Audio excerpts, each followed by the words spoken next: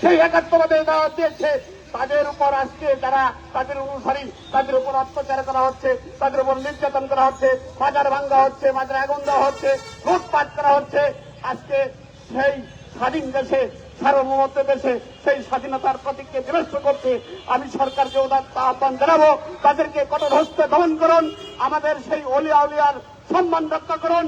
আমরা সেই অলিয়া উলিয়ার সম্মান রক্ষার স্বার্থে সারা বাংলাদেশের পরিকল্পন্থী লোকদেরকে আমি আহ্বান জানাচ্ছি, আপনারা এক হয়ে সেই মৌলবাদী, উগ্রবাদী এবং জঙ্গিবাদী গোষ্ঠীকে প্রতিহত করুন।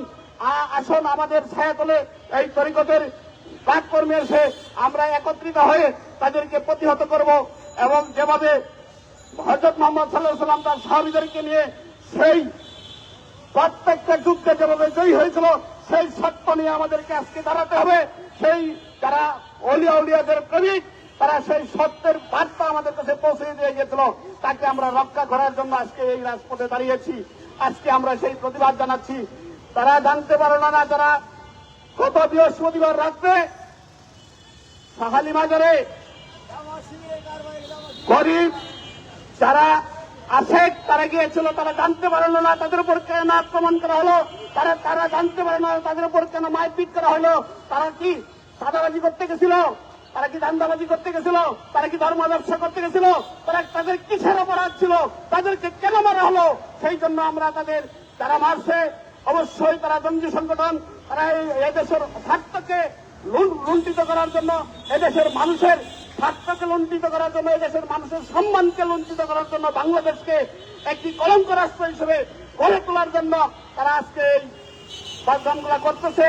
আমি সরকারকে উদাত্ত আহ্বান জানাবো, আপনারা সকলেই প্রশাসনকে উদাত্ত আহ্বান জানাবো, অচিরেই তাদেরকে রুখে দেন, না হয় আমাদের বাংলাদেশকে কলঙ্কিত বাংলাদেশ হিসেবে তারা পরিচিত করতে চায় বিশ্বের মাথায়। আমরা কিসের অপরাধ দিচ্ছিলাম? যে লোকটি ঘুমিয়েছিল শাহালি বাবার মাজারে, যারা অলিদের অনুসারী, যারা সেই একাত্মবাদের ডাকে একত্রিত হয়, তাদেরকে আজকে কেন মারা হলো? তাদেরকে কেন আজকে নির্যাতন করা হলো? তারা কিসের অপরাধ ছিল সেটি আমরা জানতে চাই। আমরা প্রশাসনের মাধ্যমে আমরা জানতে চাই তাদের কি অপরাধ ছিল, কেন তাদেরকে মারা হলো, তাদের কি অপরাধ?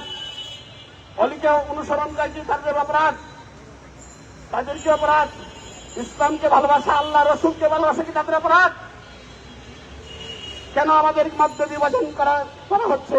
কেন আমাদের উপর অত্যাচার নির্যাতন করা হচ্ছে? আমরা সেই জন্য আমরা এই ন্যাশনাল তরিকতের দল হইতে আমরা তীব্র প্রতিবাদ এবং নিন্দা জানাচ্ছি। অচিরেই তাদের 24 ঘন্টা ভিতরে তাদেরকে আইনের আওতায় এনে শাস্তি নিশ্চিত করতে হবে, নইলে আমাদের এই ব্যানারে সারা বাংলাদেশে দুর্বার আন্দোলন গড়ে তুলব এবং অবশ্যই জঙ্গিদেরকে আমরা বুঝিয়ে দেব যা অলিয়া উলিয়াদের আশেক এখনো মনে নাই, এখনো জিন্দা আছে, তারা অবশ্যই প্রতিবাদ করতে জানে এবং তারা অবশ্যই রাস্তায় জাগ্রত জানে।